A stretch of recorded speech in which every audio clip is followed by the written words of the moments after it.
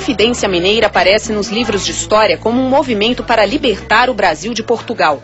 E foi muito importante também para o movimento de independência do Brasil, que já foi o início para isso.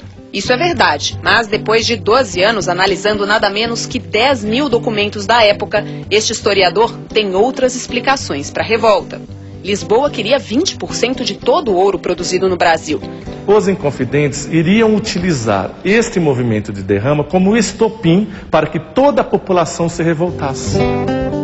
Quem não mandava tinha que dar valor em bens pessoais, mas naquela época já existia o famoso jeitinho.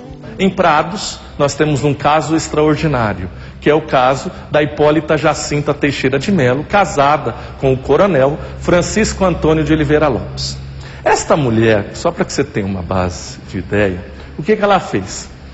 Quando os bens do marido vieram ao sequestro, ela não entregou os bens próprios, ela entregou os bens da sogra.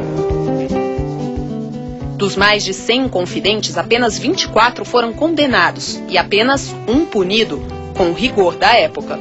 Essa é a ruína que sobrou da casa onde Tiradentes nasceu e viveu até os 11 anos de idade. A fazenda fica em Ritápolis, a 200 quilômetros de Belo Horizonte. Ele foi o único a confessar ter participado da conspiração, por isso acabou enforcado e esquartejado. Nem tão nobres foram as atividades que o fizeram conquistar o patrimônio que tanto lutou para manter. Ao contrário do que se pensa, Tiradentes era um homem rico. Além de militar e dentista, ganhou muito dinheiro com a exploração de minas de ouro, contrabando e agiotagem. Tinha escravos, terras e cabeças de gado. E foi um herói.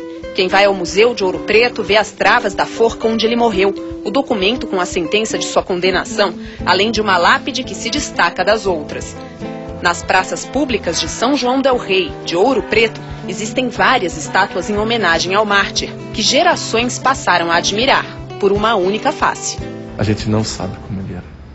Essa imagem que se pinta dele como Jesus Cristo, essa é uma imagem pintada em 1893 pelo Pedro Américo. E nada mais do que isso. Prova de que muitas propriedades continuam em poder das famílias dos inconfidentes é que alguns bens ainda estão preservados. Esta fazenda aqui pertencia a José Aires Gomes e hoje é administrada pela 8ª geração de descendentes do ex-coronel e ativista da Conjuração Mineira. Várias vezes os inconfidentes se reuniram aqui. Tiradentes várias vezes pernoitou aqui e vários dos inconfidentes. E algumas reuniões decisivas daquele movimento aconteceram nessa fazenda. Da fortuna equivalente a quase 4 milhões de reais, valor significativo para a época, a família de Aires Gomes pagou apenas 8% em impostos. As mulheres ajudavam na preservação e, às vezes, na multiplicação do patrimônio. Por quê? As mulheres dos inconfidentes, quando eles estavam presos, conseguiu arquitetar. Elas corrompiam, elas enganavam, elas subornavam e elas passaram a comprar o silêncio da justiça. E foi nesta fazenda que tudo começou e marcou várias gerações. Aliás, os descendentes do coronel são os Andradas, a única família de políticos que está no Congresso Brasileiro há 190 anos. O coronel morreu no exílio, mas o sobrado ficou em pé, como símbolo de resistência e do início de outra história. A Revolução de 30 também foi articulada nesta mesma fazenda, onde os inconfidentes se reuniam. Entre eles, Silvério dos Reis, que trairia o movimento em troca do perdão de suas dívidas.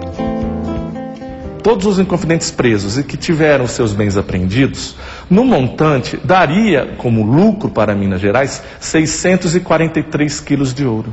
Só que, na verdade, a coroa portuguesa não lucrou essa quantidade, que todo mundo vem dizendo.